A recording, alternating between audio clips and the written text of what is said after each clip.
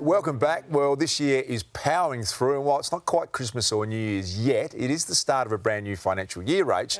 And for most of us, that means tax time and perhaps a little bit of stress about our spending habits in the past 12 months. But also a fresh opportunity to clean out the ledgers, look at your financial health. And here to help make that happen is Financial Guru Effie Zahos. Welcome to you, Effie. Thank you for having me. Hey, Hello. Effie, Australia's reported to have some of the highest personal debt levels in the world. How big a problem do you see this as being? It's a huge problem. I mean, not only are we not getting our own budgets right, but the government clearly isn't getting its budget right.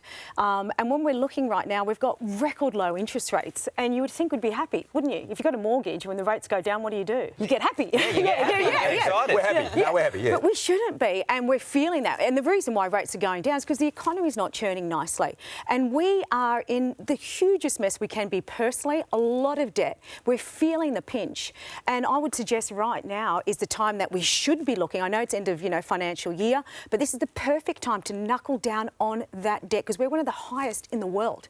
Most of that debt is home debt, but it's also personal debt. Yeah, they were saying that on average Aussies have over $250,000 in debt, and I guess if you've got a mortgage, that makes sense. What are some of the mistakes that we're making as a whole with our money and our finances?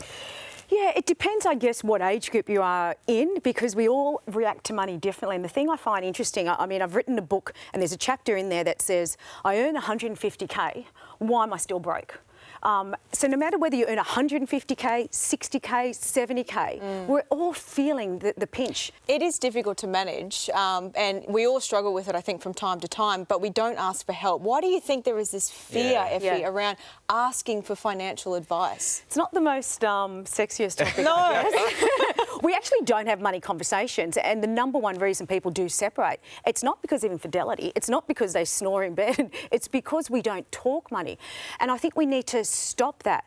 I know with my girlfriends, it's not off bar. We can have a glass of wine over lunch or something, and they will grill me. They'll say, like, how can you afford that when I know, you want to fix up your house? What are you doing? It's interesting you should say that, Effie, because I think hidden expenses are one of the things that we struggle with. I always buy snacks when I've got food at home. What's one of the other hidden expenses that people experience and how best to manage them? So that's that discretionary spending. And and if you don't have that under control, as soon as you walk out of the house, you're going to blow $20 easy, $30, whatever. Yep. And it's interesting, we do have these triggers. So we have triggers that cause us to spend. I know my trigger is that if I've had, say, a really bad day, I just think, I might get something to cheer me up, whether that's a Bellini or... So you're spending to feel better, but then in turn, financial stress and debt is harmful to our mental health. So it's this cycle. It's a vicious cycle. And you see people that start to earn more, they're no better off than when they had less. So ask yourself this question. When I was earning only 20, why am I still living on the borderline when I'm earning 60? Yeah. The more you earn, the more you spend. Actually, the best tip I ever received was when I got my first job from Paul Clitheroe, and that was, Effie, it's not what you earn that counts, but what you spend. Effie, great advice for you on how to curb our spending and get our house in order as we head into the end of the financial year. Thanks for joining us this morning. Really appreciate it. We'll continue our money makeover after the break with tech guru Vanessa Toholka bringing in the latest apps to help us stay in the black.